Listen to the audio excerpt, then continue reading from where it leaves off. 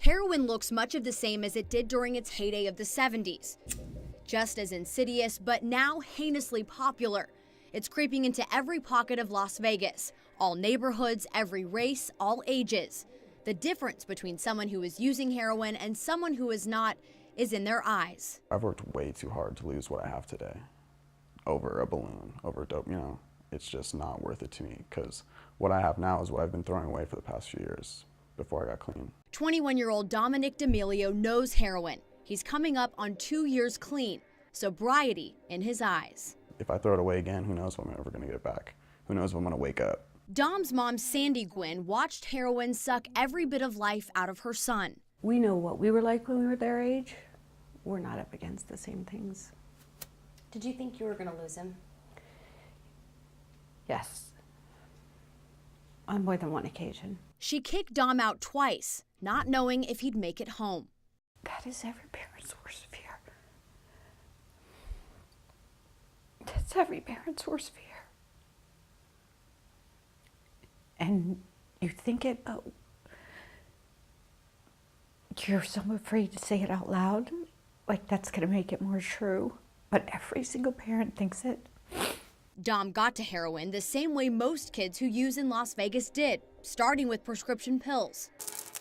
Pills, when I started with pills, they were expensive. Heroin's a cheaper alternative, the high, even more powerful. So you go from expensive pills to cheap dope, which is better in the end. And then after you run out of money and you start committing crimes or doing whatever you have to do to get the money. What'd you do to get the money? Stole, robbed, just whatever I had to do. Dom tried heroin for the first time at 17, changing his dreams of college to an obsession with getting more dope. Dom was a stud soccer player at Durango High School. As he was getting high, letters of interest from colleges started pouring in. But Dom's addiction won. He stopped playing. He never did get that scholarship. When you were using, did you ever think about stuff like that? Like? Goals? Oh no. Oh yeah, my goals were to get dope. That's it, was to get high. Heroin today isn't so much about needles. Yes, hardcore users will shoot up, or mainline as it's called, but more heroin users, especially young adults, smoke it. How easy is it to get? It's, if you know the right people, you can get it within 10-15 minutes. It's as easy as a text message to your heroin dealer. The tougher part, paying for the addiction. His eyes welling and with a slight lump in his throat, Dom recalls robbing an elderly woman for $3,000. It's just like, wow, who knows, that could have been her rent money. That could have been her money for food, or who knows what it could have been. And I just stole it and I didn't even care. Dom didn't even want to share that story with his mom in the next room. Painful memories, almost harder to kick than the drug itself. What was the hardest thing? What did you learn about yourself getting clean? That was the hardest thing, was learning about myself, was facing why I was learning why I was using and learning how to deal with it. Because if you really want to get clean, you're not going to turn to dope. You got to deal with all the stuff you've been pressing down with drugs. Dom's sobriety meant Mom Sandy also got her son back. To know that the boy I thought I lost was now becoming the man I always knew he would be. Not all young men are as lucky or strong as Dom. His age group, 18 to 25, is the most vulnerable. And Dom says the heroin craze just getting started.